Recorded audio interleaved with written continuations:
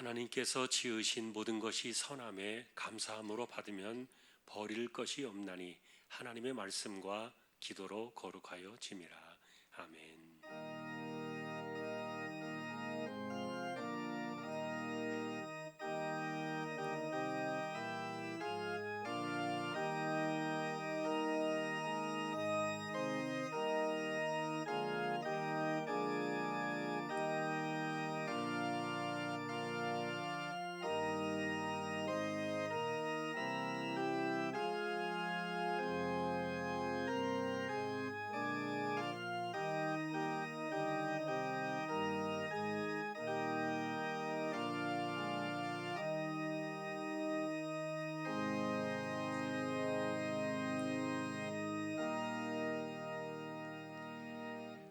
하나님 감사합니다. 오늘도 주님의 날 하나님을 예배하기 위해서 저희들이 모였습니다. 이 시간도 성령께서 우리 모두를 주장하셔서 온전한 가운데 예배로 나아갈 수 있도록 인도해 주시고, 또 예배의 시종을 성령께서 붙들어 주셔서 오직 하나님만 영광을 받으시는 거룩한 예배가 되게 하여 주옵소서. 예배의 시종을 다시 한번 의탁합니다. 전개하신 예수 그리스도의 이름으로 기도하옵나이다. 아멘.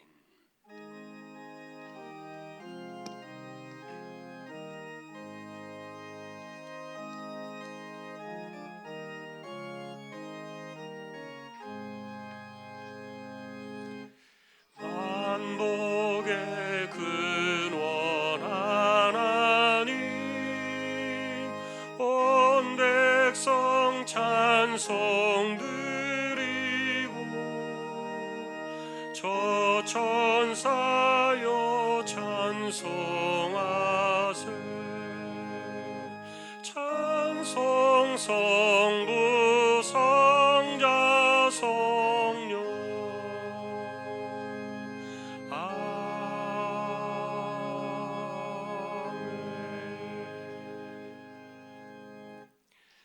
전능하사 천지를 만드신 하나님 아버지를 내가 믿사오며 그 외아들 우리 주 예수 그리스도를 믿사오니 이는 성령으로 잉태하사 동정녀 마리아에게 나시고 본디오 빌라도에게 고난을 받으사 십자가에 못 박혀 죽으시고 장사한 지 사흘 만에 죽은 자 가운데서 다시 살아나시며 하늘에 오르사 전능하신 하나님 우편에 앉아 계시다가 저리로서 산 자와 죽은 자를 심판하러 오시리라.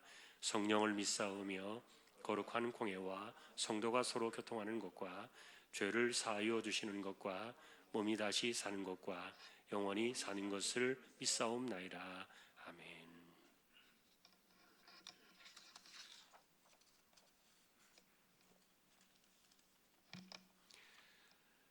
하늘이 하나님의 영광을 선포하고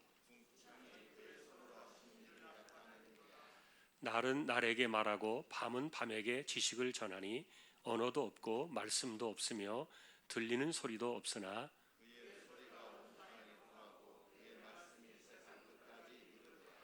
여호와의 율법은 완전하여 영혼을 소성시키며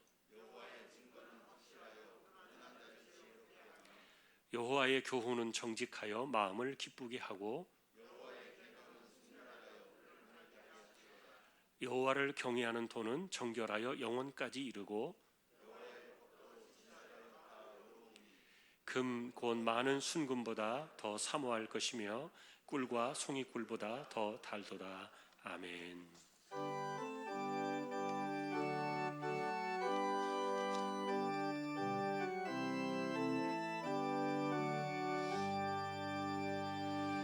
주 없이 살 수 없네 죄인의 구주요 그 귀한 보배 피로 날 구속하소서.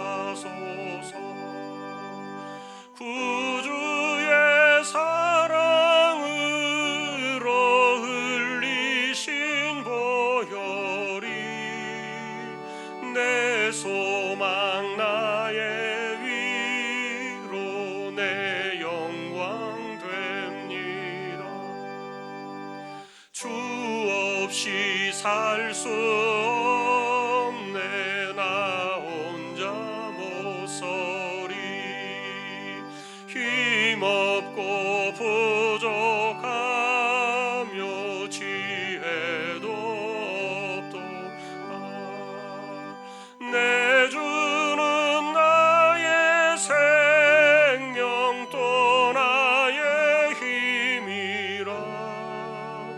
주님을 의지하여 지혜를 얻으리. 주 없이 살 수 없네 내 주는 아신다. 내 영의 깊은 간구 마음의 소원을 주밖에 나의 마음 네 알아주리요. 내 마음 위로하사 평온케 하시네. 주 없이 살 수 없네 세월이 흐르고 이 깊은 고독 속에 내 생명 끝나도 사나운 풍랑일 때 날 지켜주시니 내 곁에 계신 주님 늘 힘이 됩니다.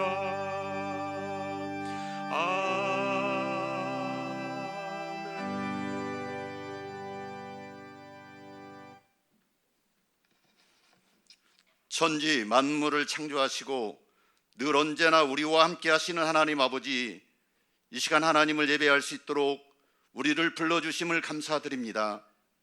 지난 한 주간 우리의 마음과 생각과 행실을 돌아보니 주님 앞에 너무 부끄럽고 벌레만도 못한 우리의 모습을 그대로 십자가 앞에 내려놓고 머리 숙여 회개하오니 용서하여 주옵소서. 이 시간 주의 긍휼과 때를 따라 도우시는 은혜를 얻기 위하여 은혜의 보좌 앞에 담대히 나온 우리들을 용납하여 주시고 간구하는 기도를 들어 주옵소서. 하나님 아버지, 먼저 이 시간 구하옵기는 이 나라와 민족 위에 긍휼을 베풀어 주시기를 원합니다. 지금까지 모든 환난과 역경 속에서 우리를 건지신 하나님, 지금 우리나라와 전 세계가 코로나19 바이러스로 인해 재산뿐 아니라 생명까지 위협을 받는 어렵고 혼란한 시간을 보내고 있습니다.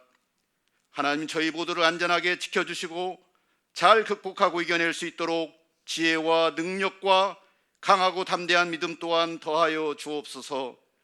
소비가 위축되고 서민 경제가 잘 돌지 않는 어려운 상황 가운데 우리의 산업과 가정들이 너무나도 위험한 환경에 놓여 있습니다.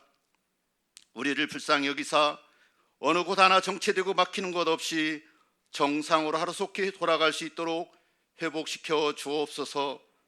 특별히 기도하옵기는 이 땅에 우상과 사이비 이단이 난무하여 타인을 착취하고 조정하여 개인의 삶을 파괴되고 사회가 혼란으로 치닫는 일들이 속속히 드러나고 있습니다. 주여, 우리들을 이 혼란 속에서 지켜 주옵소서. 하나님 아버지, 이 땅 대한민국 정치 지도자를 뽑는 4.15 총선이 이제 20여일 앞으로 다가오고 있습니다. 선출될 국회의원들에 의해 우리의 삶이 많은 영향을 받게 되는데, 하나님, 기도하옵기는 이번 총선에 하나님을 경외하며 불의한 이익을 미워하고 탐욕을 부리지 않는 깨끗하고 능력 있는 일꾼들이 세워지기를 원하옵고 기도를 드립니다. 또한 세우신 대통령에게도 하나님의 영을 충만하게 하사 지혜와 총명과 지식과 여러 가지 재주 있는 자들을 잘 세워 국가를 안전하고 평안하게 다스릴 수 있도록 인도하여 주옵소서. 하나님 아버지, 우리 주왕교회를 붙들어 주시기를 기도합니다. 살아도 주를 위하여 죽어도 주를 위하여란 간절한 기도로 우리의 가정과 교회가 믿음으로 세워지고 회복되고 부흥하여 죽어가는 많은 영혼을 주께로 인도하는 전도와 선교의 사명을 잘 감당하는 쓰임받고 칭찬받는 교회가 꼭 되게 축복하여 주옵소서. 교회를 담임하시는 한군수 담임 목사님의 영육을 강건하게 하시고 지혜와 계시의 영을 더하사 말씀과 기도가 충만하여 우리 모든 주왕의 식구들을 주님께 온전히 인도하는 사명을 끝까지 잘 감당할 수 있도록 지켜 주옵소서. 오늘 또 세우신 담임 목사님을 통하여 강단에서 말씀이 선포될 때에 우리 마음의 울림이 되어 우리 영이 살며 삶의 문제가 해결되고 답답한 심령들이 기쁨이 충만하게 회복되며 병들고 아프고 고통 중에 있는 주님의 자녀들이 고침받고 새 힘을 얻는 영육이 복을 받는 시간이 되게 하옵소서. 이 시간 하나님을 예배하는 한 심령도 거저왔다 거저가는 심령이 없도록 하늘 문을 여시고 복의 복을 더하여 주옵소서. 감사하고 우리를 사랑하시는 예수 그리스도 귀한 이름으로 기도드립니다. 아멘.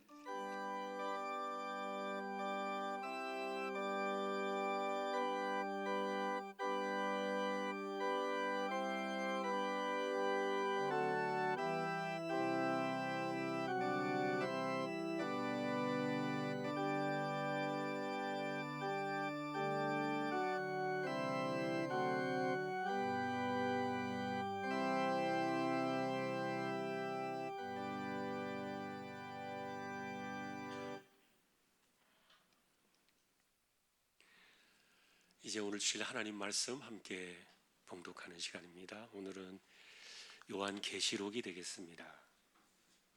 12장입니다. 요한계시록 12장.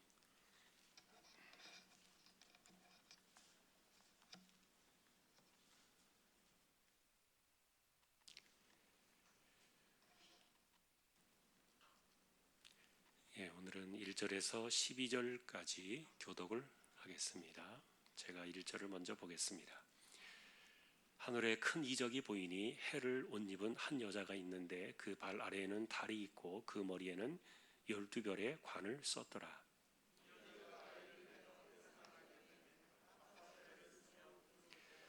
하늘에 또 다른 이적이 보이니 보라, 한 큰 붉은 용이 있어 머리가 7이요 뿔이 10이라. 그 여러 머리에 7 왕관이 있는데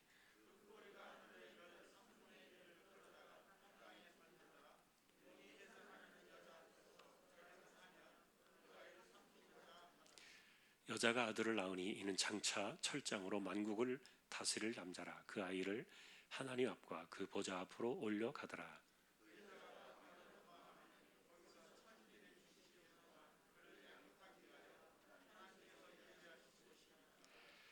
하늘에 전쟁이 있으니 미가엘과 그의 사자들이 용과 더불어 싸울세. 용과 그의 사자들도 싸우나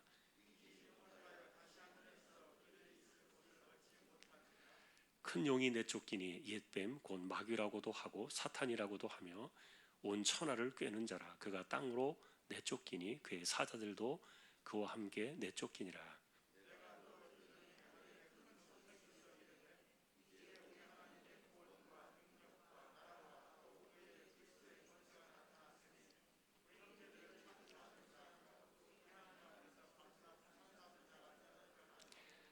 또 우리 형제들이 어린 양의 피와 자기들이 증언하는 말씀으로서 그를 이겼으니 그들은 죽기까지 자기들의 생명을 아끼지 아니하였도다.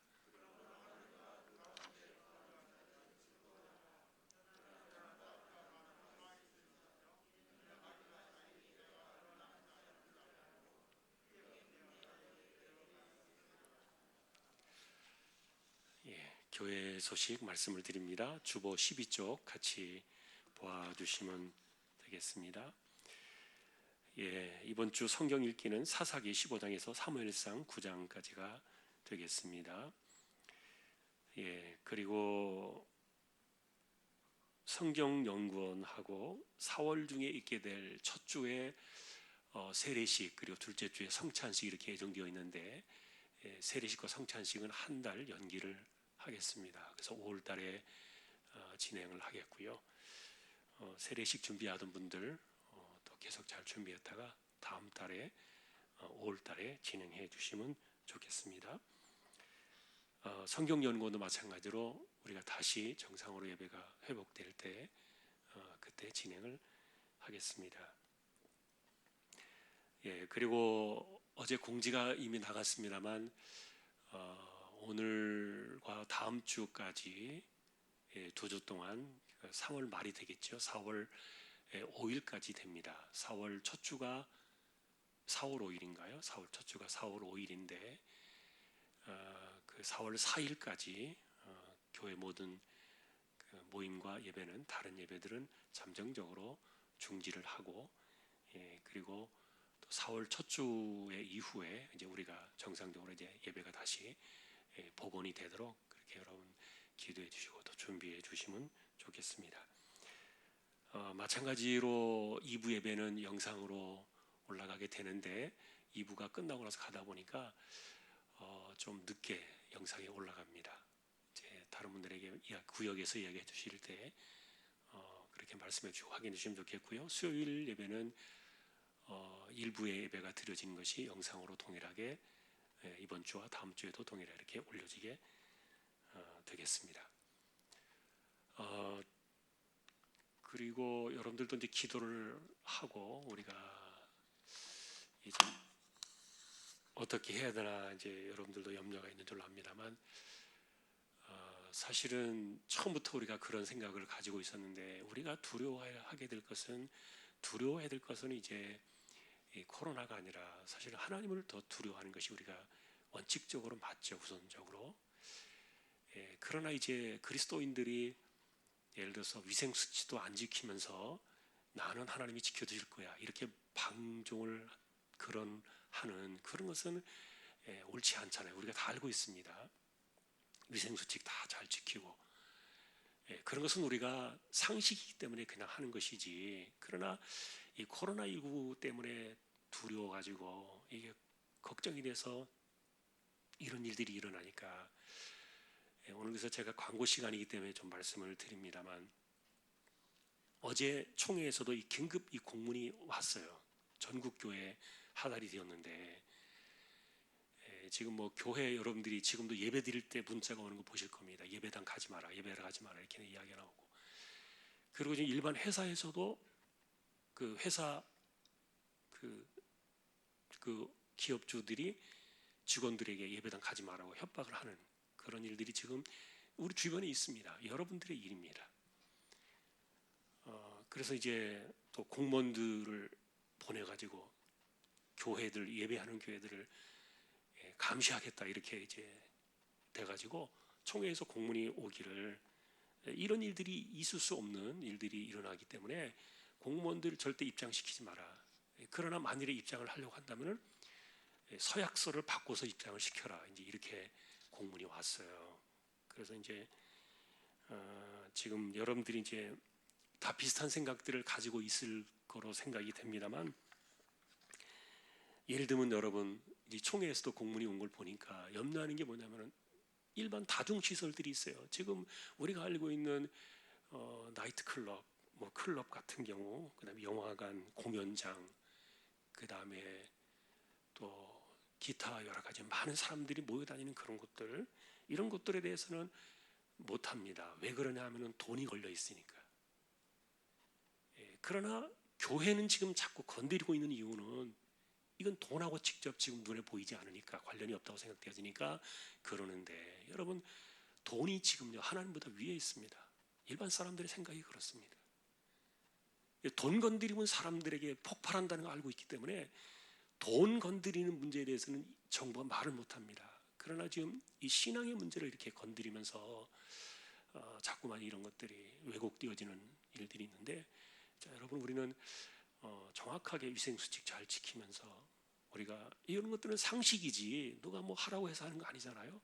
우리가 정확하게 조심하면서 예배를 잘 지키고 좀 더 우리가 이런 때 정신을 차려야 되지 않을까 이제 그런 생각들이 있습니다.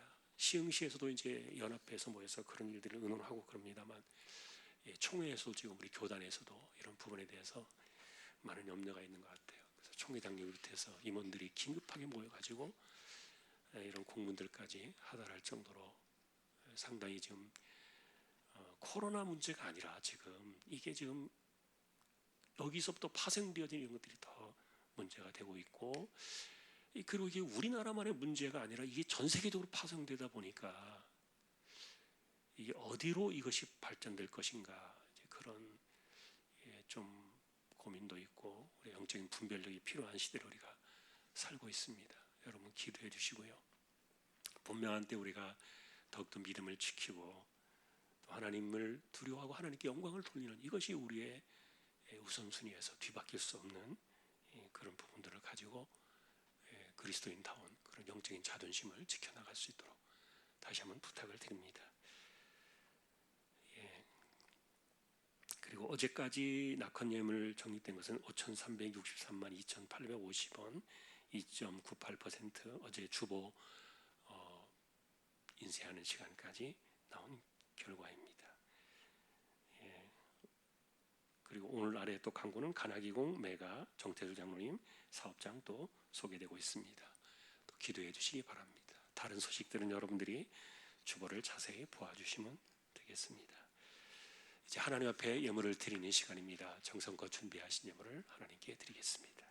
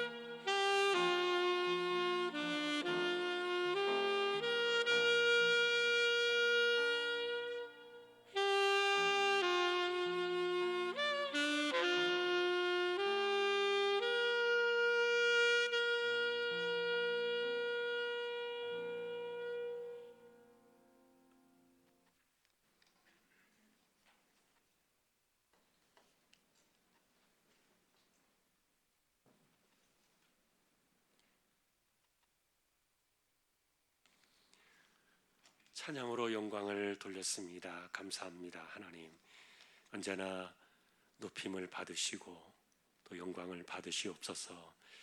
이 시간도 저희가 하나님의 것을 구별했습니다. 주일헌금 10의 1조입니다. 목적을 따라 선교, 구제, 장학, 차량, 종신, 기금도 드립니다. 또 이게 감사하는 예물이 있습니다. 어떤 상황 속에도 하나님을 예배하는 가정 되게 하시고 언제나 저희 가정을 지켜주심에 감사합니다. 가정 예배 드리게 하심에 감사합니다. 항상 기뻐하라, 쉬지 말고 기도하라, 범사에 감사하라. 주님 사랑 감사합니다. 항상 저희 가족과 김명석 저를 위해 교회에서 기도 많이 해주시고 가정 신방해 주셔서 저희 건강이 많이 회복되어 감사 영광을 돌립니다. 하나님 아버지 사랑합니다. 살아도 주를 위해 죽어도 주를 위해 저희 가족 모두가 믿음으로 하나 되기를 간절히 소망합니다. 하나님 은혜에 감사합니다. 한 주간도 저희 가족 지켜주시고 영육으로 강건하게 믿음으로 영광 돌릴 수 있도록 도와주시오니 감사드립니다. 하나님 은혜에 늘 감사합니다. 범사에 감사합니다. 한 주간에도 가족의 건강을 지켜주시고 하나님께 은혜에 감격하며 예배드릴 수 있도록 허락하심을 감사드립니다. 하나님, 어려운 때 코로나19로 인해서 기업들이 많이 힘을 잃고 있습니다. 수많은 사람들이 또 일자리를 잃을 수도 있고 어려운 일들을 예상하며 나아가고 있는데 하나님 이때를 불쌍히 여겨주셔서 우리 모두를 지켜주시고 또 하루를 살지라도 광야의 만나와 같이 생명을 책임지시고 지켜주셨던 하나님의 은혜를 날마다 경험하며 살아갈 수 있기를 원합니다. 믿음으로 열심히 살게 하시고 이와 같은 때에도 하나님의 은혜를 더 많이 경험하며 어려운 때도 우리의 모든 것을 주관하시고 지켜주시고 생명을 붙드시는 하나님의 손에 의지하여 힘있게 살아가는 저희들 모두 다 되게 하여 주옵소서. 믿음으로 고백하는 귀한 예물들 가운데 하나님께서 함께 하시고 영광을 받으시며 그 손길에 복의 복을 더하여 주옵소서. 존귀하신 예수 그리스도의 이름으로 감사하며 기도 올리옵나이다. 아멘.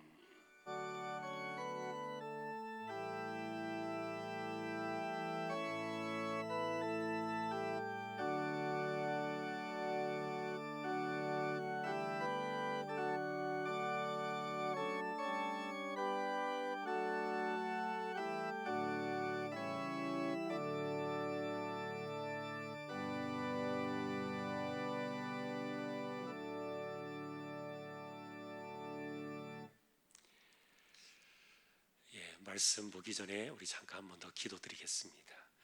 하나님 감사합니다. 이 시간은 말씀 앞에 서는 시간입니다. 부족한 종과 저희 모두를 말씀으로 인도하여 주십시오. 존귀하신 예수님의 이름으로 기도합니다. 아멘.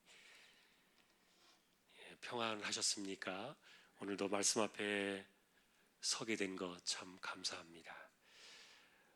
지난주에는 코로나19 팬데믹 현상에 대해서 이렇게 이제 이 문제가 어느 한 지역의 문제가 아니라 지구촌 전체의 문제로 번져버린 이런 것들을 보면서 이 시대를 우리가 좀 더 분별을 좀 해봐야 되겠다.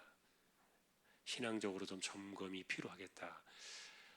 그런 생각이 지난주에 많이 절감이 되었습니다. 그래서 우리가 좀 더 신앙적인 기본의 틀을 가지고서 어떤 상황에 있든지 시대를 분별할 수 있는 그런 관점들을 좀 가져야 되지 않겠나. 그래서 우리가 지금 살고 있는 이 시대를 예고했던 이 계시록으로 이렇게 훌쩍 넘어왔습니다.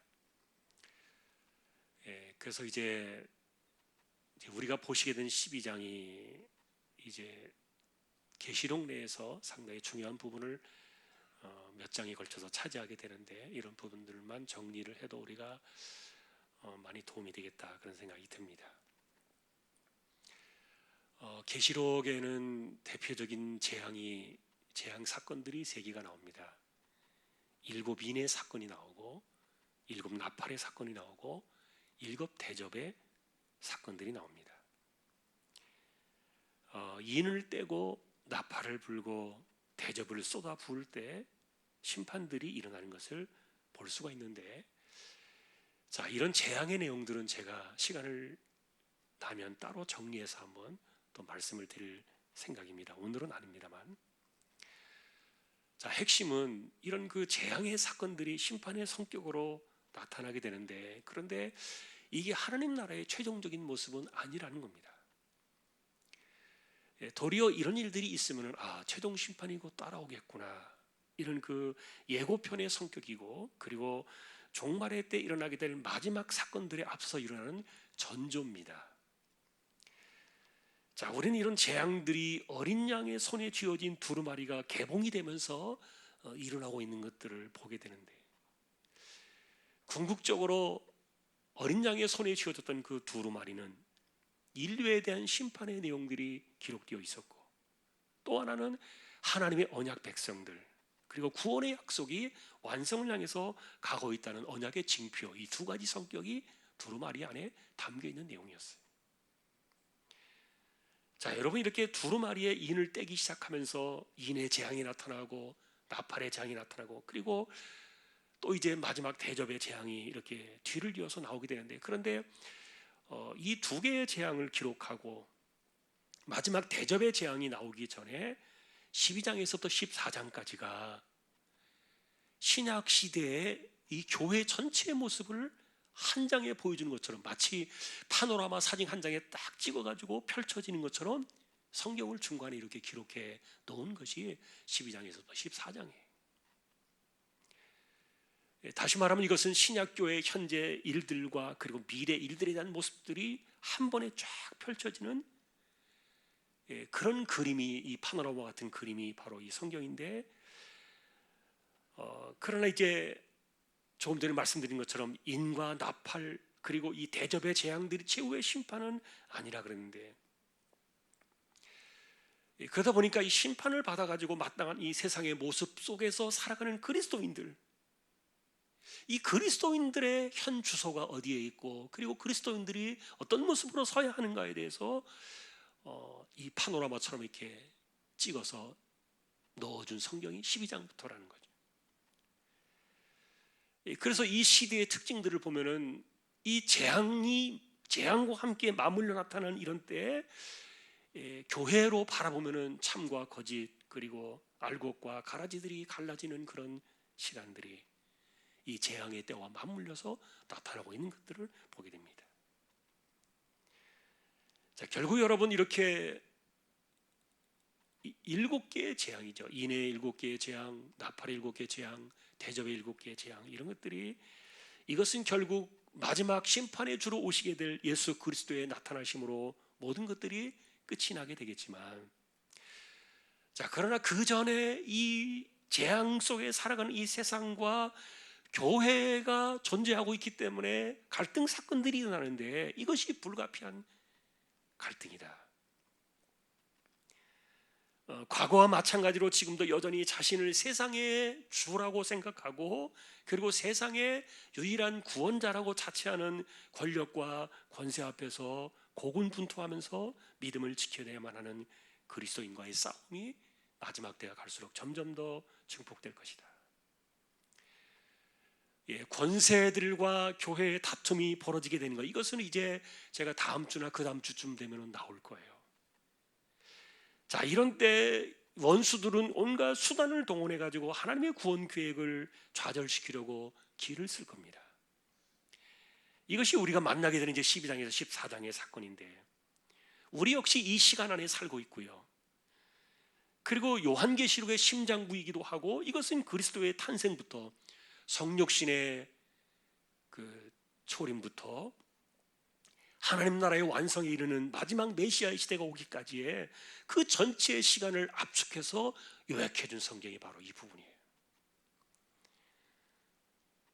자, 그래서 오늘 우리가 보신 이 12장의 1절에서 6절까지의 이것은 기독교 이야기의 핵심을 요약하는 파노라마와 같다 그랬는데, 하늘 지성소가 열린 후에 사도 요한이 새로운 환상을 보게 되는데, 하늘에서 일어난 일들이었죠. 자, 이것이 신약 시대의 시작과 끝에 대한 한 장의 사진과 같다, 그렇게 말씀을 드렸고요. 이 최후의 심판이 오기 전에 하나님께서는 왜 기다림의 시간을 주시는가? 그리고 이 기다림의 시간 속에서 교회와 성도들이 살아가야 될 이 세상의 환경은 도대체 어떻게 될 것인가? 그리고 마지막 그날이 오기까지 이 하늘과 세상에서 벌어지게 될 일들은 도대체 무엇일까? 이런 것들을 이제 정리하기 시작하는 것이 본탈락이에요. 자, 이 시작은 여자와 사내 아이 그리고 큰 붉은 용 사이에 벌어지는 전쟁의 파노라마인데, 이 사내 아이는 장차 철장으로 만국을 다스릴 자 그리스도이시고요, 여자는 메시아 그리스도를 낳고 그 다음에 이 큰 붉은 용은 여자가 낳을 사내 아이를 삼키려고 합니다. 여자와 붉은 용 그리고 사내 아이와 붉은 용과의 이 전쟁은 사탄과 교회의 전쟁으로 집약이 되는데, 성경 역사 대대로 진행되어 내려온 영적 전쟁에 대한 한편의 요약이에요. 사도 요한은 교회를 여자로 여기에서 그렸습니다. 세상에 세워진 교회들이 여러분들이 보시기에는 초라하게 보일지도 모르겠어요. 힘이 없어요.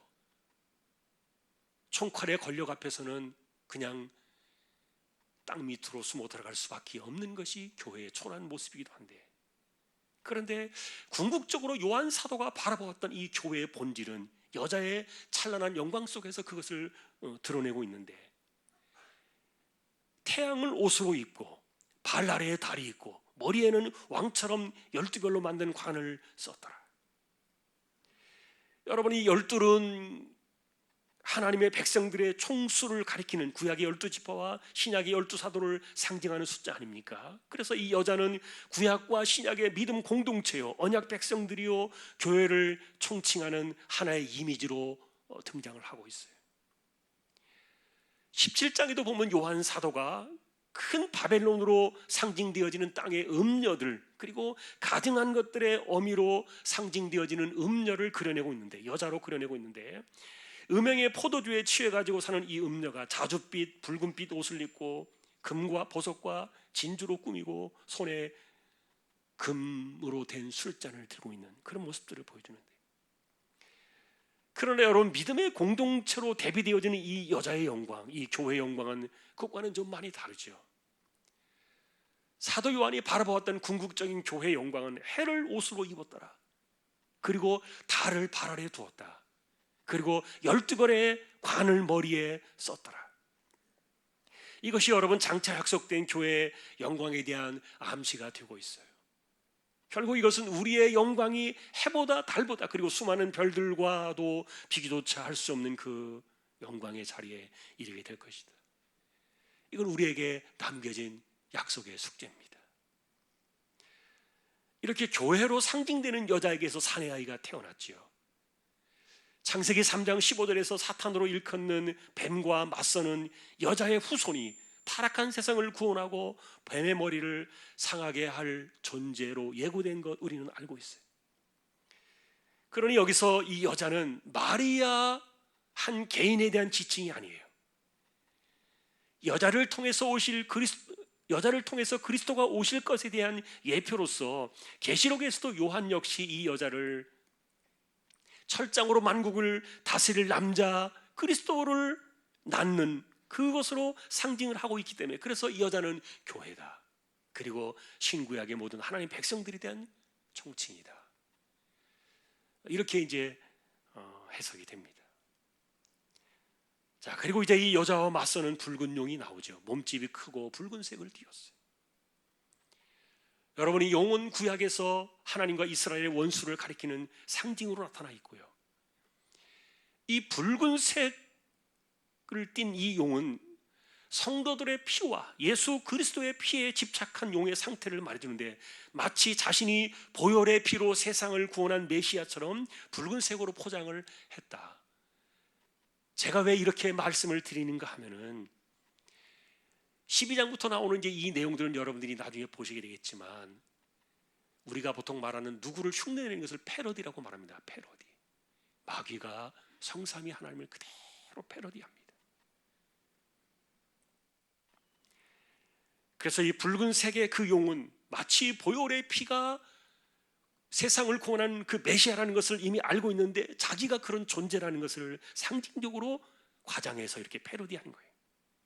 그러나 일곱 머리를 갖고 있어요. 머리가 7개예요. 지혜가 있고, 그리고 왕관이 7개가 있어요. 왕적인 권위를 갖고 있어요. 또한 머리에 10뿔이 있어요. 권세와 힘이 얼마나 대단한지 몰라요. 자, 이런 용이 자신의 권세와 권위로 하늘의 주권자처럼 행세하다가 교만을 떨다가 쫓겨났던 그 못된 버릇을 하나도 고치지 못한 거예요. 이 용이 꼬리로 하늘의 별 3분의 1을 끌어다가 땅에 던졌다. 기세가 얼마나 등등한지 몰라요.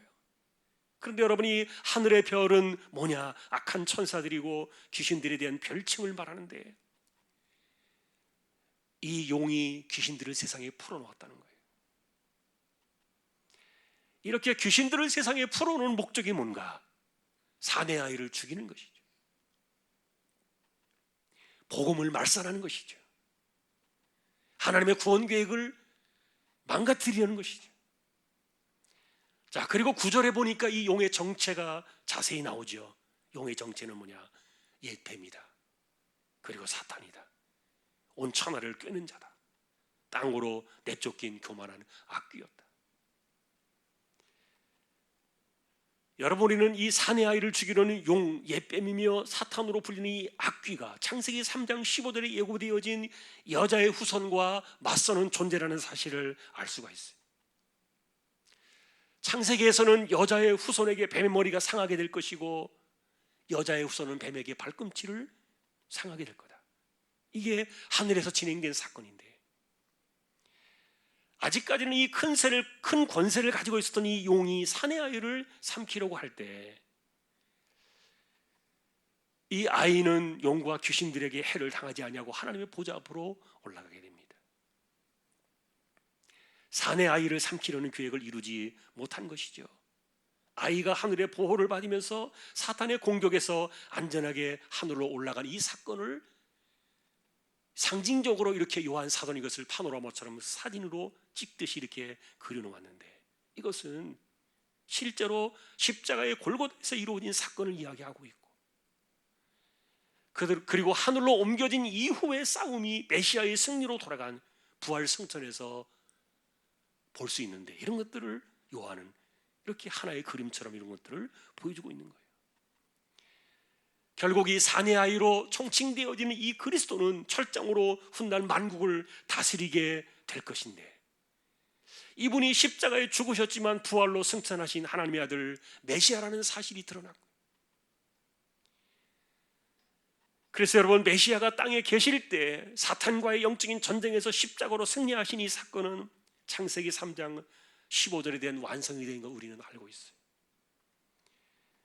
그러니 여러분, 다시 한번 이 본문의 여자는 마리아를 말하는 것이 아니라 메시아를 낳기 위해서 역사적인 배경을 제공했던 구약의 이스라엘이고, 그리고 메시아가 승천하신 후에 이 땅에 남게 된 교회다. 왜냐하면은 한 때와 두 때와 반 때를 마귀의 공격 속에서 하나님의 양육을 받는 이 여자를 가리켜서 17절에 보니까 그 여자의 남은 자손 곧 하나님의 계명을 지키며 예수의 증거를 가진 자들이라 이렇게 규정하고 있어요. 결국 메시아를 잉태해서 메시아를 낳고 메시아로 인해서 하나님의 언약 백성이 된 이 여자로 표현되는 교회는 도대체 누구냐? 하나님의 계명을 지키며 예수의 증거를 가진 자들이라. 자, 그러나 여러분, 우리는 이 아이를 낳은 여자, 이 교회가 아이를 낳은 이후에 광야로 도망하는 것을 보게 돼요. 광야는 사람이 살 수 없는 곳이에요. 광야의 이스라엘처럼 특별한 하나님의 보호와 인도가 없이는 불가능한 장소로 교회가 도망을 가는데, 결국 이것은 뭐냐 하면 교회가 생존하고 있는 그 환경 자체는 어떤 환경이냐? 하나님의 섭리 안에서만 생존이 가능한, 이게 교회가 존재하는 현 주소다. 그러니 여러분, 교회라는 개념을 생각해 볼 때 하나님의 보호하심과 돌보심이라는 특별한 그 은혜의 울타리를 우리가 떠나버린다면 그것은 더 이상 교회답지 못하고 보존 자체가 불가능한 것이라는 거죠. 자, 메시아에 대한 공격이 실패로 돌아가니까 교회를 죽이려고 이제 했던 거죠. 이런 마귀의 계획조차도 사실은 광야라는 곳으로 교회를 보내셔서 하나님의 특별하신 섭리 아래 교회를 보존하시는 이것이 한때와 두때와 반때라. 자, 그런데 이제 이것을 또 요한 사도는 또 다른 숫자로 말하기를 교회는 광야에서 1260일을 지내게 될 것이다. 1260일을 날짜로 한 사람은 정확하게 3년입니다. 그러나 여러분, 우리는 계시록에 나와 있는 숫자들은 전부 상징적인 숫자이지 정확한 숫자는 아니에요. 자, 아까도 말씀드렸던 것처럼 이 광야가 하나님의 보호하심 속에서만 생존이 가능한 장소라 그랬는데 교회 자체가 그런 광야의 속성 속에 보존되어 있다는 거예요. 참 우리가 교회를 생각할 때 이 광야라는 이미지를 우리가 잊어버리면 안 돼요. 자, 그런데 이 1260일은 또 어떤 일들이 일어나고 있는가라 보면은 이방인들이 거룩한 성을 42달 동안 짓밟을 때에 권세를 받은 두 증인이 굵은 베옷을 입고 예언하는 그 같은 시간이 1260일이에요. 이 무슨 말인가? 거룩한 성으로 일컫는 교회가 세상에 짓밟히는 42달의 시간이 나오는데 이 42달은 시간으로 따져보면 3년 반인데 이때 이 두 증인으로 일컫는 하나님의 백성들, 이 두 증인이 뭐냐? 하나님의 백성들이에요. 이 교회가 마지막 말씀을 전하는 시간이 곧 1260일이라고 이렇게 나와 있어요. 요한은 이것을 광야의 시간으로 규정을 했고요. 자, 이런 일들이 하나님의 심판이 세상에 내려질 때의 사건들과 맞물려 있다는 겁니다. 여러분, 세상에 재앙이 내려올 때는요 소나기와 같다고 제가 말씀을 드렸는데 교회라고 해서 성도라고 해서 코로나19가 안전하게 지나가는 것 아니에요. 비가 내릴 때는요 모두 맞을 수밖에 없어요. 그러나 이 1260일의 이 양육의 시간은 교회 또한 세상에서 고난을 받을 때도 하나님은 하나님의 백성들을 하나님의 울타리 안에 두셔서 교회는 언제나 마지막 날까지 안전하게 보호가 될 것이다. 그것을 말해주고 있는 거예요. 반면에 이 같은 기간 안에 이방인들에게 짓밟히게 되는 이방인의 뜰이 있는데 여기에서 42달 동안 교회 역시 유린을 당하게 될 것이다. 이 마지막 때에 이 세상 권세가 성전을 짓밟고 파괴하고 성전을 모독할 것이라는 그 예고가 나와 있는 거예요. 문제는 이 성전 모독의 사건이 단지 3년 6개월 42달 뿐이라는 시간 속에 이것을 규정하고 있어요. 자, 그래서 여러분, 우리가 계시록에서 나와 있는 1260일, 한때, 두때, 반때, 그리고 42달, 한때, 두때, 반때와 42달, 이것은 요한 사도가 어디서 가져왔느냐? 다니엘에서 가져왔어요. 다니엘은 이 단어들을, 시간들을 도대체 무슨 의미로 썼을까를 우리가 봐야 되는데 마지막 이 42달의 이 사건에 대한 예언을 다니엘이 하면서 여기에서 다니엘은 71회를 이야기합니다. 71회가 지나고 난 이후에 예루살렘은 회복될 것이다. 그것이 9장에서 약속으로 나오는데, 자, 71회 가운데서 69일회가 지나가면은 마지막 한 일회 가운데 어떤 사건들이 벌어지느냐? 기름 부음을 받은 왕이 끊어져 없어질 것이다. 이것은 십자가의 사건을 이야기하고 있어요. 그런데 한 왕의 백성이 와서 다시 성읍과 성소를 회포하면서 끝까지 전쟁을 치르게 될 것이다. 적그리스도의 등장이에요. 이 적그리스도의 등장은 우리가 이제 다음 주쯤에 보면 나올 거예요. 그래서 이 마지막 71회를 말하는 이 마지막 한 일회 안에서 기름 부음을 받은 왕 메시아의 십자가 사건이 일어나고, 그리고 한 왕의 백성으로 일컫는 이 적그리스도가 성소를 회폐하는 이 마지막 전쟁이 이것이 맞물려 있는데, 그런데 다니엘은 이 마지막 한 일의 시간을 앞뒤로 반씩 나누었어요. 그리고 이 기간은 매우 환란이 강해서 심지어 예배도 드리지 못할 정도가 될 것이다, 그렇게 예고를 했어요. 다니엘이 말한 그래서 이 시간을 가리켜서 마지막 한 일의 이 시간들을 사람들은 숫자 그대로 이것은 7년 대환란이다, 이렇게 시간표를 가져와서 가르쳤던 거예요. 7년 대환란이라는 그 말이 다니엘에서도 나온 거예요. 계시록에는 전혀 없어요. 그러나 여러분이 7년 대환란이라는 이 시간표는요, 옳지 않아요. 왜냐하면 다니엘 역시 이 숫자를 그대로 우리가 생각하는 숫자로 말하는 것이 아니에요. 예를 들면 그가 70일을 이야기하는데 70일에가 오면 세상 끝이 온다고 말하고 있는데, 그런데 70일을 이야기하면서 다니엘은 이 같은 시간을 세 때 반, 한때, 두때, 반때, 한때, 두때, 반때, 세 때 반이죠. 그리고 42달이라 시간으로 따지면 3년 반이 맞아요. 자, 그런데 이런 것들은 정확한 시간을 이야기하는 것이 아니에요. 우리가 성경을 조금만 연구하면 알 수 있는 그런 내용들인데 상징적인 시간이에요. 예를 들어서 다니엘이 말한 이 70일을 우리가 일주일이나 아니면 7년으로 계산해 버리면은 490일이나 490년이 되는데 역사의 시간과는 예언이 전혀 맞지 않아요. 그러면 성경을 덮어야 돼요. 그러니 7년 대환란이라는 이 개념들은 사람들이 그냥 자기들 입맛에 맞게 가져와 버린 것이지 전혀 근거가 없어요. 자, 그런데 계시록의 사도 요한 역시 다니엘서에서 예언되었던 이 환란의 때를 상징하는 한때와 두때와 반때를 그대로 가져옵니다. 이 시간들 속에서 교회가 세상의 핍박을 받는 상황들이 펼쳐질 것이다, 그걸 오늘 이제 이 파노라마 속에서 보여주고 있는 거예요. 자, 중요한 것은 왜 이런 숫자들이 이렇게 구체적으로 기록되었느냐, 이런 의문을 가질 수 있는데 이것을 기록한 이유는 두 가지가 있어요. 첫째는 세상이 권세를 누리면서 교회를 핍박하는 시간들은 하나님께서 정해놓으신 그 시간 안에만 나타나는 매우 제한된 시간일 것이다, 이것을 강조하고 있고요.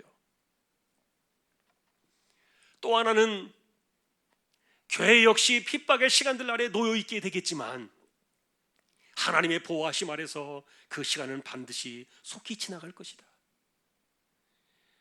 세상이 교회를 핍박하는 우롱하는 그런 시대는 있지만 그러나 결코 길지 못할 거라는 뜻이에요. 자, 그런데 오늘 우리가 이제 주목하고 싶은 것은 우리에게 남겨진 또 하나의 감동이 있어요. 사실은 42달, 그리고 한때, 두때, 반때, 그리고 마지막 70일이라고 정해진 이 핍박의 비가 쏟아지는 이런 시간들 가운데서도 교회는 1260일 동안 필사적으로 마지막 복음을 전하는 그런 모습이 그려지고 있는 겁니다.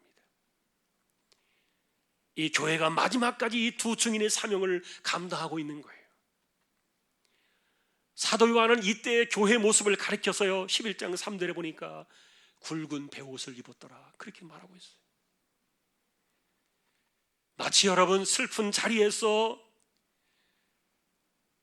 슬픔을 토해내듯이 쏟아내는 마지막 예언 같은 모습, 이 핍박의 소나기 가운데서도 복음을 장렬하게 토해내는 그 교회의 결연한 모습이 그려지고 있는 거예요. 이게 1260일이에요. 여러분, 그래서 이렇게 마지막 70일이라고 규정되어진 이 마지막 시간, 우리가 살아가는 이 신약의 이 시대 속에서 한때, 두때, 반때로 예언되어진 이 다니엘의 예언은 핍박의 비가 쏟아지는 시간으로 규정이 되고 있지만 사도 요한은 그 안에서도 이 시간들이 하나님의 양육을 받는 시간이다, 그 강조점을 부각시키고 있고요. 양육을 받는 시간이라는 이 말은 보호하심과 지켜내심의 절정을 이야기하고 있어요. 다시 말하면 하나님의 보호하심이 없이는 살 수 없는 광야의 시간이 교회가 존재하고 있는 현주소라는 말이에요. 그러니 여러분, 우리가 하나님의 이 보호하심의 울타리를 떠나버리면 교회로서의 가치와 정체는 사라지고 말 겁니다. 하나님의 허락이 없이 해를 당하는 교회와 성도들은 있을 수 없도록 지켜두시는 이 기간이 광야의 시간이요 1260일의 시간이라. 그런데 이 기간들은 교회가 휴고한 그 이후를 말하는 것이 아니라 예수님의 초림 때부터 다시 오실 그날에까지 우리가 사는 이 시대의 시간 안에 이 1260일을 담았어요. 그 안에서 하나님은 성도들의 박해를 허용하시지만 그러나 희생하지 않도록 보호하신다. 자, 여러분, 또 하나의 상황은 7절 이후의 하늘 전쟁인데, 오늘 본문을 좀 말씀드리고 난 이후에 제가 정리를 다시 하겠습니다. 이것은 6절 다음에 이어지는 시간적인 순서가 아니에요. 도리어 9절에서 마귀가 땅으로 내쫓겨진 것을 보니까 신약의 초기 사건에 대한 재설명으로 나오고 있는데, 다시 말하면 교회가 광야에서 보내는 이 1260일이 끝나는 때는 종말의 끝이 될 겁니다.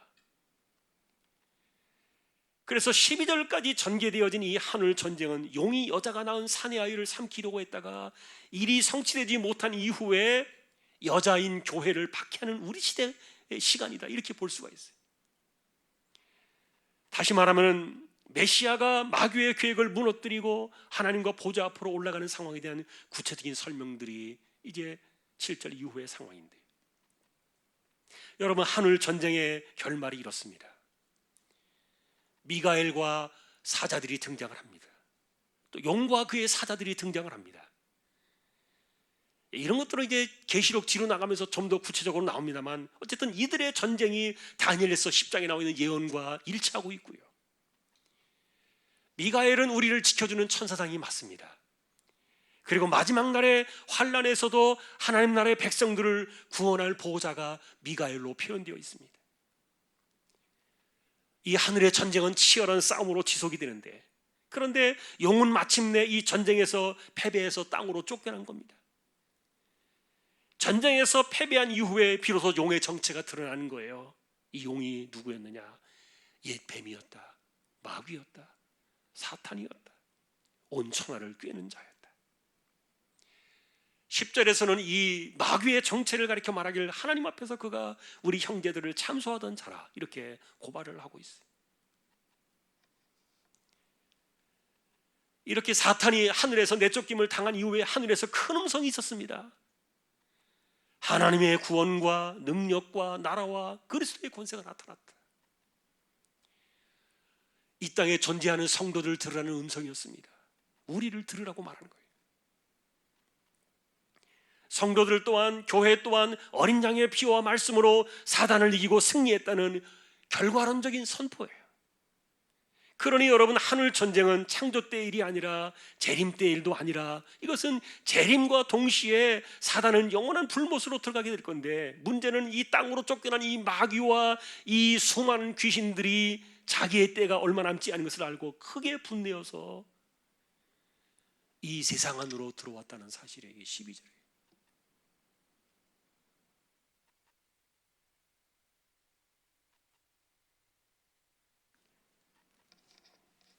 자, 우리 결론 부분 이제 정리하기 전에 찬양 같이 하십시다.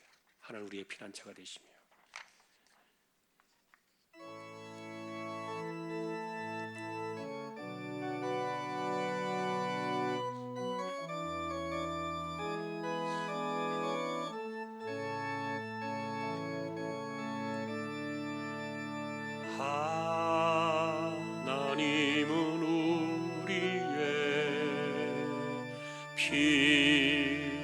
피난처가 되시며 환난 중에 우리의 힘과 도움이시라.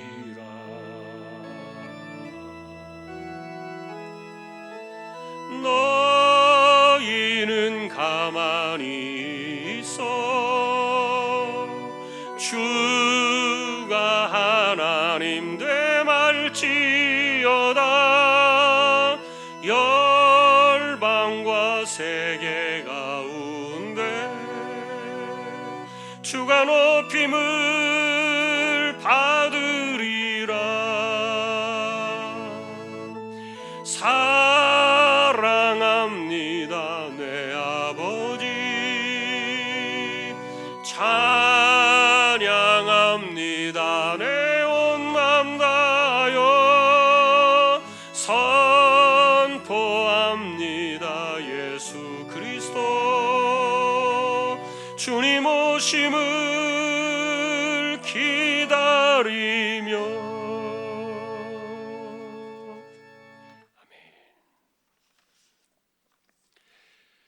우리가 사는 세대의 모습들을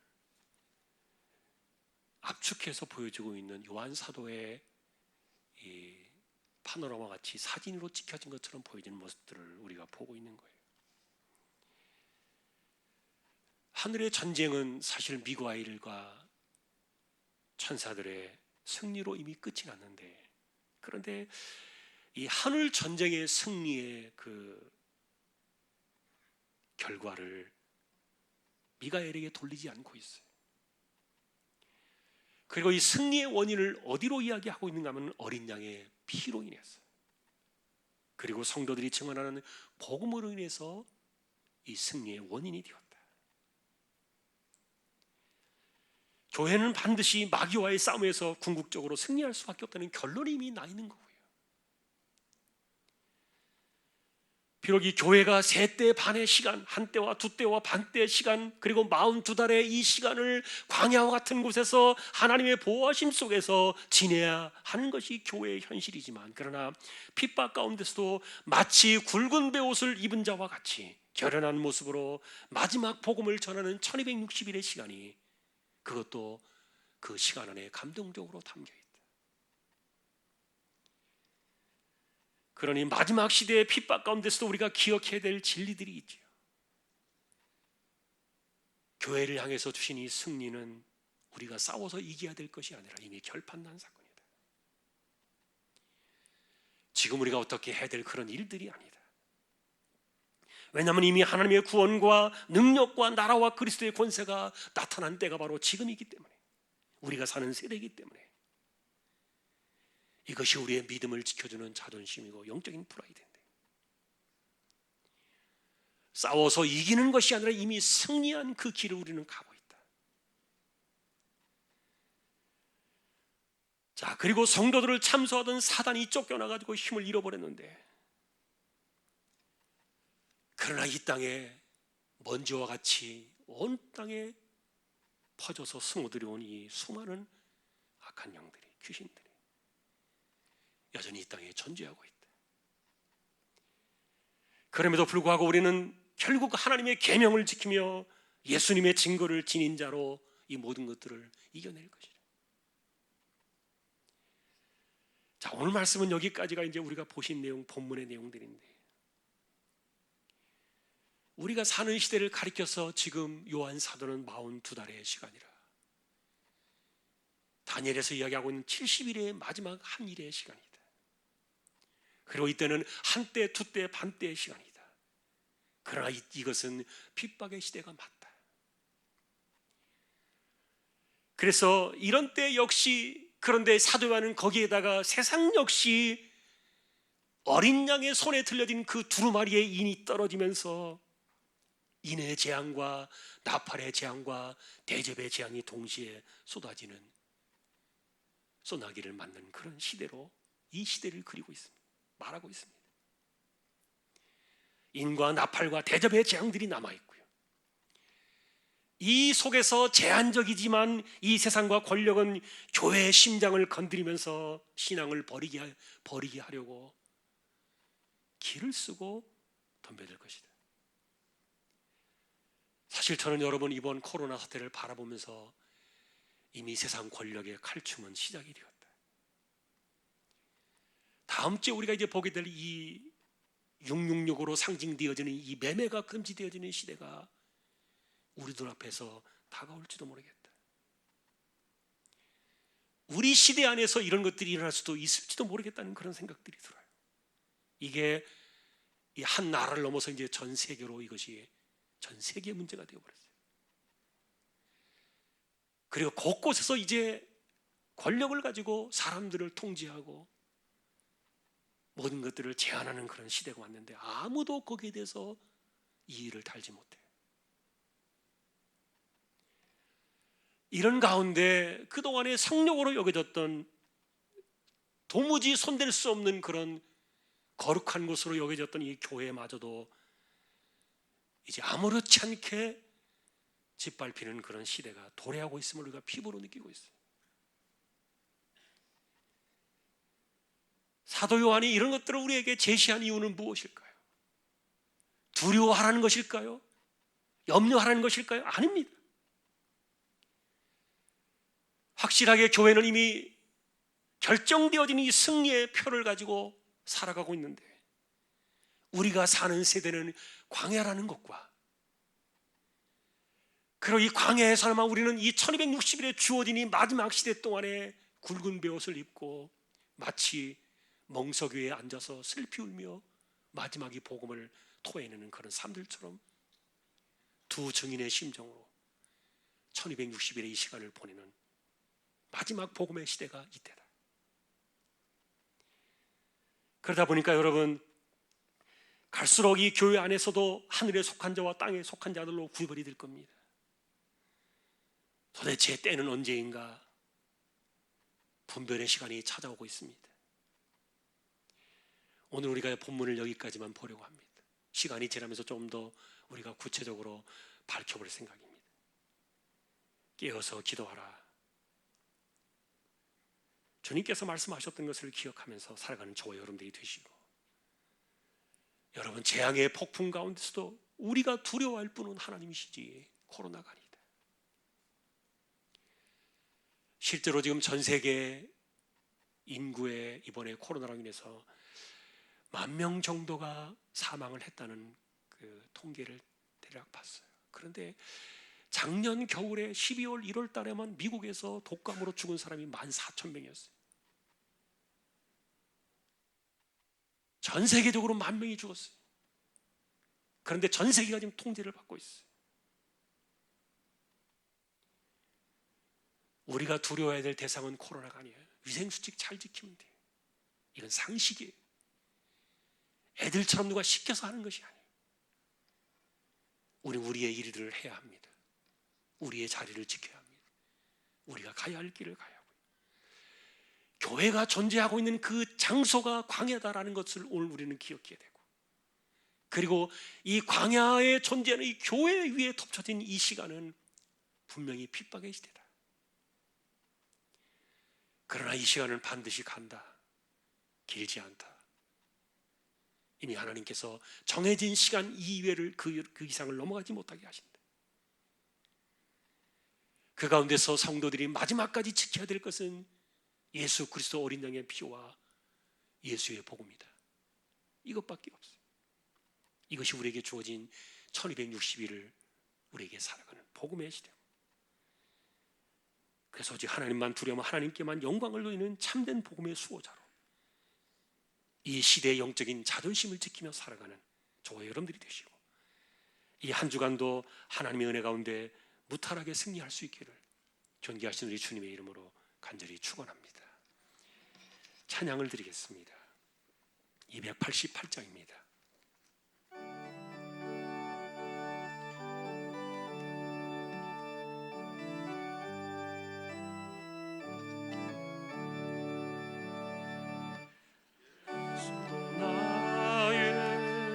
삼고 성령과 피로써 거듭나니 이 세상에서 내 영혼이 하늘의 영광 누리고, 이것이 나의 간증이요 이것이 나의 찬송일세. 나 사는 동안 끊임없이 구주를 찬송하리로다. 온전히 주께 맡긴 내 영, 사랑의 음성을 듣는 중에 천사들 왕래하는 것과 하늘의 영광 보리로다. 이것이 나의 간증이요 이것이 나의 찬송일세. 나 사는 동안 끊임없이 구주를 찬송하리로다. 주 안에 기쁨 누림으로 마음의 풍랑이 잔잔하니 세상과 나는 간 곳 없고 구속한 주만 보이도다. 이것이 나의 간증이요 이것이 나의 찬송일세.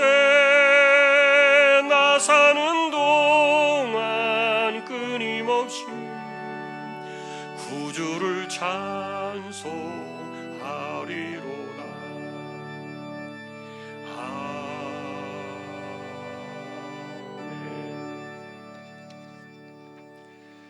제가 기도를 드리겠습니다. 오늘도 예배할 수 있음에 감사를 드립니다. 너무도 순식간에 상황이 변해서 교회를 가지 않는 것이 당연시되고 교회를 가지 못하게 하는 것이 올바른 것처럼 되어져 버린 순서가 뒤바뀐 이 세대 속으로 우리가 살고 있습니다. 너무도 급박하게 변질되어져고 변해버린 이 환경 속에서 우리가 어떤 정체성을 가지고 어떤 중심을 가지고 살아야 될 것인지 하나님 우리 마음이 혼란스럽습니다. 이런 때에도 우리 모두를 지켜주시고 이 코로나는 우리가 위생수칙을 지키면서 이겨나가야 될 주제이지 모든 것들을 멈추고 예배를 멈추고 우리의 삶이 멈추어지는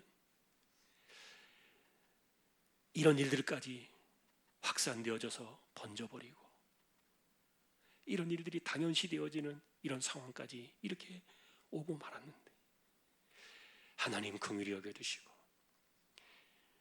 우리는 살아가는 이 시대가 42달의 시간이요 한때 두때 반때의 시간이요 다니엘이 예언했던 70일의 마지막 한 일의 기간이요 이때는 핍박의 비가 쏟아지는 그런 때지만 하나님께서 1260일 동안 그 가운데 하나님 백성들을 광야로 보내셔서 보호하시며 양육하시며 그곳에서 마지막까지 이 복음을 증거하는 두 증인의 사명을 감당하게 하시고 마치 굵은 베옷을 입고 이 세상을 향하여 피를 토하듯이 복음을 외치는 이것이 1260 우리가 사는 이 시대의 마지막 시간인데 복음이 멈추어지지 않기를 원합니다.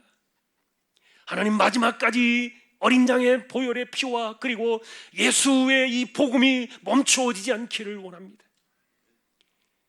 이런 일들로 인해서 우리가 복음이 위축되어지거나 선교가 위축되어지거나 또한 우리의 삶이 위축되어지지 않게 하시고 마지막까지 우리가 해야 될 일들은 이런 것임을 기억하며 주님 오시는 그날까지 우리에게 주어진 이 시간들 제한된 시간 속에서 이 마지막 시대의 사명을 잘 감당하며 지혜롭게 이기며 살아가는 우리 믿음의 성도들이 다 되게 하여 주옵소서. 하나님 우리 가운데 특별히 기도하옵기는 코로나19 어쩔 수 없이 걸릴 수도 있는 사람들이 생기겠지만 그런 사람들이 생겨나지 않도록 우리 모두를 지켜주시고 우리 발걸음을 붙들어 두시고 또한 하나님께서 지혜를 주시고 이런 가운데서도 하나님이 우리가 참으로 하나님 무탈한 가운데 우리의 시간들을 펼쳐나갈 수 있도록 다시 한번 하나님께 간절히 의탁합니다. 무엇보다도 기도하옵기는 이미 경제가 숨이 막혀가고 있습니다. 기업들이 무너지고 삶의 터전이 흔들리고 너무도 급격하게 이렇게 무너져가는 소리를 듣습니다. 하나님, 주님 오시는 그날까지 우리가 어떻게 처신해야 될 것인가를 가르쳐 주시고, 이런 때에도 우리 믿음을 지키며 이 신앙의 자존심을 지키며 살아가는 이런 것들이 어떤 것인가를 알게 하시고, 바라옵기는 우리 믿음의 백성들 주님 오시는 그날까지 열심히 살고 하나님 의지하며 살아갈 때 그 척박한 그 광야에서도 하나님께서 바위를 통하여 샘물을 터뜨려 주시고, 그리고 아무것도 얻을 수 없는 그 사막의 광야에서 하나님께서 하늘의 만나를 내리신 것처럼 그 힘으로 살게 하시고 그 힘으로 버티게 하시고, 우리가 그 하나님의 인도하심과 보호하심을 우리가 떠난다면 죽을 수밖에 없는 광야의 존재드림을 기억하면서 그 은혜를 힘입어서 이 어려운 가운데도 틈새를 보게 하시고 하나님 우리에게 내려주시는 하늘의 만나를 먹게 하시고, 그 힘으로 우리가 이 세대를 이겨나갈 수 있도록 은혜를 더하여 주옵소서. 특별히 연약한 이들도 부탁합니다. 이재용 집사님, 최태경 청년, 신비한 집사님, 조인성 청년, 김한솔 청년, 백형래 집사님, 조말순 집사님, 이들을 의탁합니다.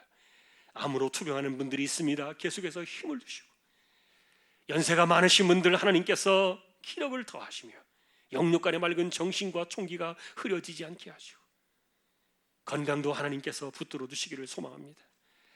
다시 한번 돌아가는 우리 모든 조왕의 식구들, 기도하옵기는 특별히 우리의 삶의 터전이 흔들리지 않게 하시고 삶의 터전 속에 하나님께 주시는 하늘의 만나를 경험하며 이 한 주간도 은혜로 하루하루를 살아가는, 그 힘으로 하루하루를 살아가는 우리 성도들의 기업이 되게 하시고 삶의 일터와 터전이 되게 하여 주옵소서.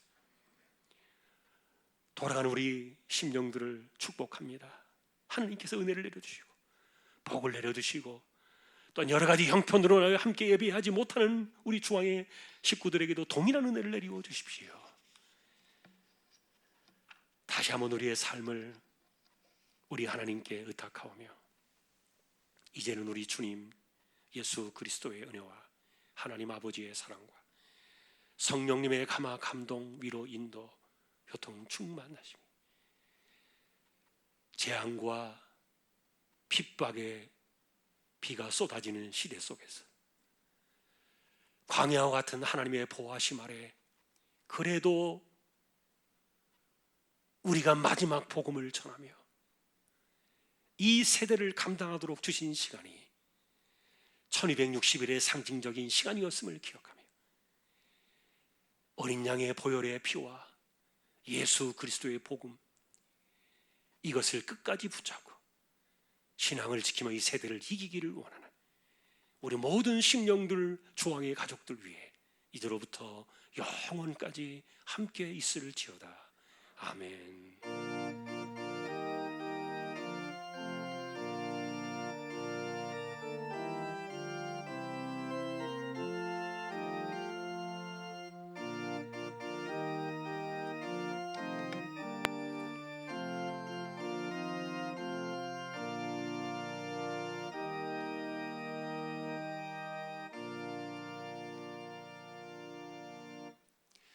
한 주간 더 승리하시기를 주님의 이름으로 축복합니다. 우리 교제 찬양은 1절만 하겠습니다.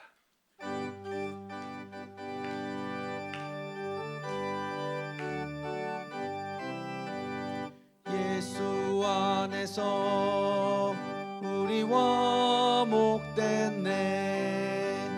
예수 안에서 우리와 목됐네. 하나님의 영광 함께 누릴 소망이네. 예수 안에서 우리와 목됐네.